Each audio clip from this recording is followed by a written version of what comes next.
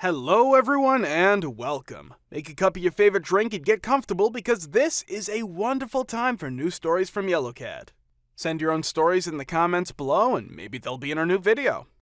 Late night store clerks. What is the strangest things that's happened on the job? Had a guy fill up with fuel, then come in to pay. Got a coffee and a few other items. Said he was going camping and started talking to me about his plans for the weekend. Just a normal guy going camping with his kids. After a few sips of his coffee, heads back out and loads up his truck. A few minutes go by and I can see flames in the back heap of his truck. These were roughly 1 to 2 feet tall flames I could see coming up from his truck bed right next to the gas pump.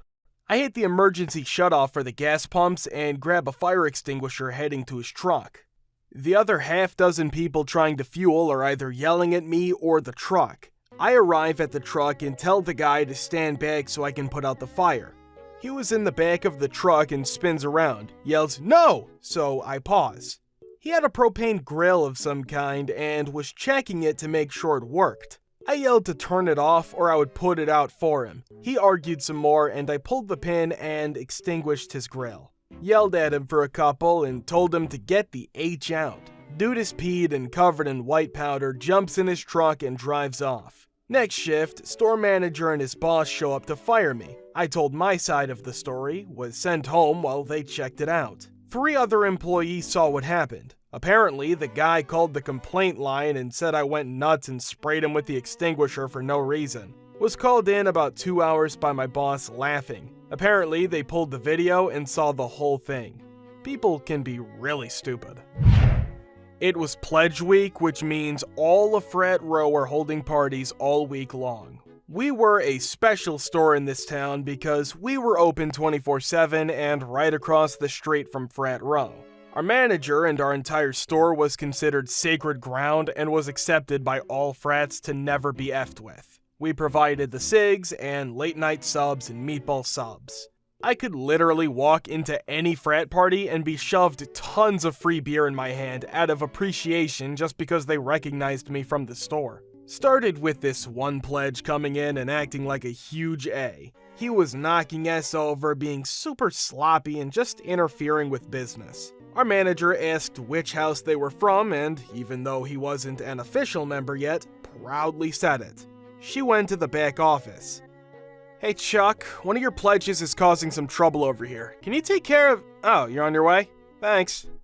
She was like a goddess to all the frats and they came running if someone made her life a little bit H-ish. She was not a stunner, which peed the H out of all the sorry girls who got skipped when she was pushed to the front of the beer line, but she was loved by all of them. 5 minutes later, Chuck shows up with 2 members. Pledge sees Chuck and goes all pale. Chuck walks up and shoves the pledge out of the door.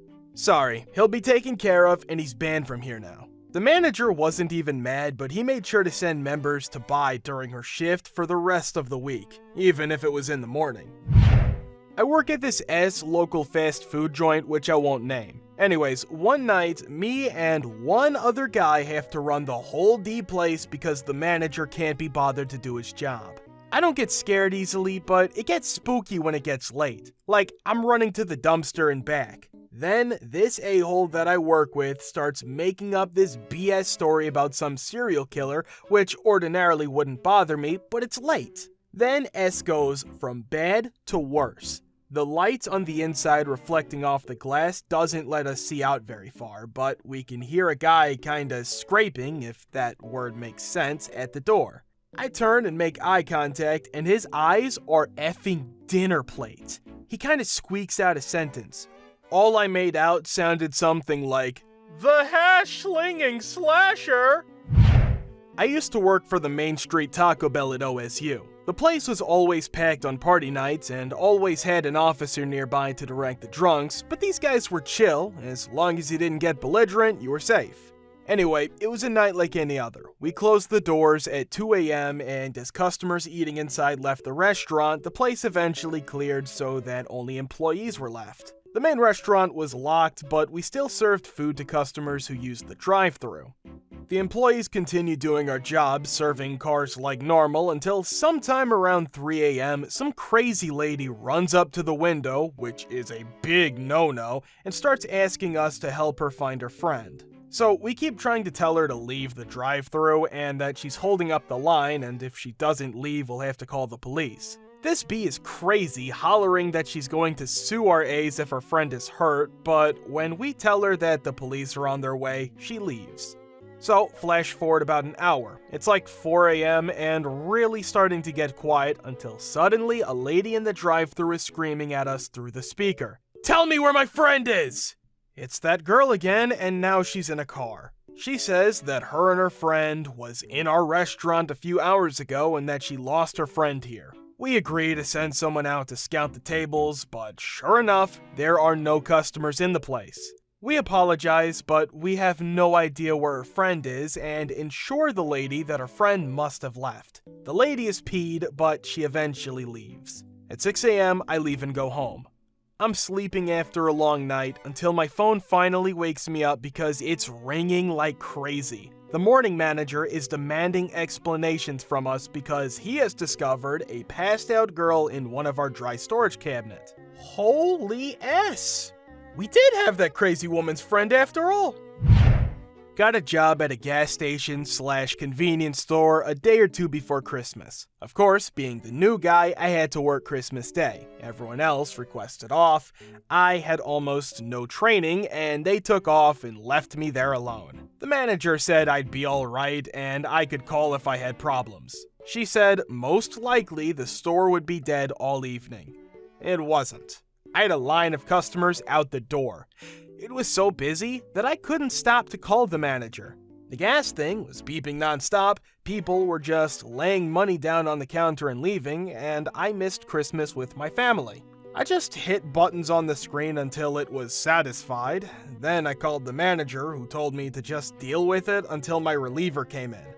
I don't know how much the drawer was over or short, what people stole or anything. I left after my shift and never went back. F those people. I worked at an electronics store and we were closing up at 10. A customer walked in around 9:50 and all of us collectively groan over the radios. So we go about our closing duties as much as we can while still having someone in the store at 10. We make the "we are closing, bring your ass up" announcement, but no one comes up, so we start looking for the customer. Aisle by aisle, but no one can find him. So we check bathrooms, storage closets, break rooms, everywhere, and we can't find this guy. So we figure somehow he got out of here without us noticing, which is magical. We name him Ninja Guy. We close up the store and I tell everyone to stand still while I set the alarm. I set it and it says motion detected. So I tell everyone to quit moving and try again. Still, motion detected. This isn't unusual though, the AC might be blowing a sale banner or something. So I start to set zone by zone to see where the motion is. Finally, I set the stockroom and bam, motion detected. So I start thinking about Ninja Guy. We all head to the stockroom. This time with broomsticks and fluorescent lighting tubes, whatever we can get to defend ourselves. We creep into the room and do a sweep of it, and all of a sudden, we hear a cough from the rafters. We all look up, and there's Ninja Guy sleeping where two crossbeams meet. Now, we have been making a lot of noise, and he still hasn't woken up, but I'm afraid if we startle him, he will fall, so I climb up there and gently rock him. He wakes up, I tell him he's gotta go, and he climbs down without incident. The next day, I go in to watch the cameras with the opening manager. For about a week, he was coming in at about 8 p.m. and stayed there until the store opened, and he would casually stroll out around 9 a.m. once he could get lost in the shuffle of people. Never stole anything, just slept and left. This is a late night story, but not as a clerk. Actually, as a stocker for a craft store.